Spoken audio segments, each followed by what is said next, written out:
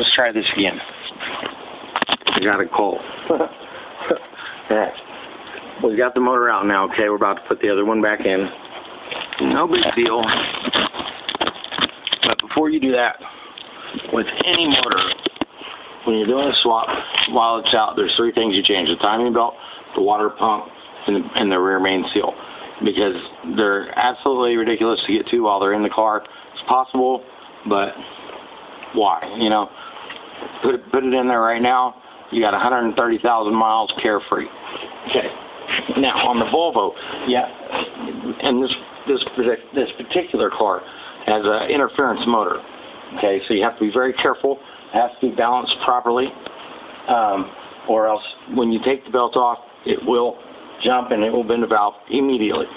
Okay, real simple though, easy as pie. They made it like a third graders match the shape book. Okay, you know, where you match the little squares with the circles. Okay, you got two marks up here. Okay, on each cam gear there's there's one mark on this little plastic cover that goes on the top.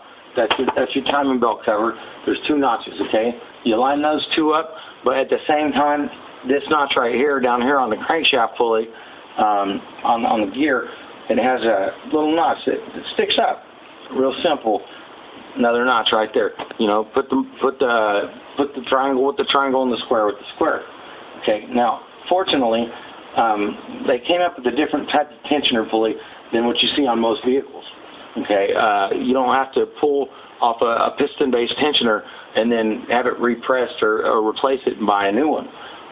You have one right here, right in the center, and all you got to do is just pull the little lever. Real simple. That loosens the belt. Okay, now if you have all your notches in place, the motor will stay exactly where it's supposed to be at while you're taking the belt off.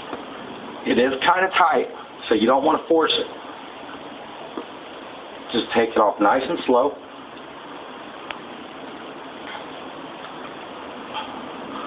And voila. Belt comes off. Nothing moves. Everything is exactly where it's supposed to be. Perfect. Nice and easy. Wonderful. Okay, you got it off. Okay, now if you have everything laid out, this takes about 20 minutes to do the whole thing. I got my water pump, my bolts, and my gasket right there. So I'll just go ahead and disassemble the water pump real quick.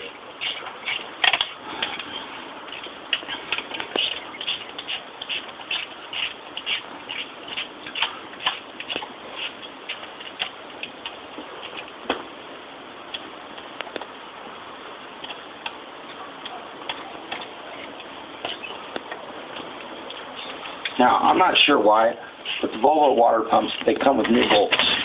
So, for whatever reason that is, I suggest that you use them. Don't just toss them off to the side like the little plastic grommets for the valve cover casings that, you know, people have laying around in their garage all over the world.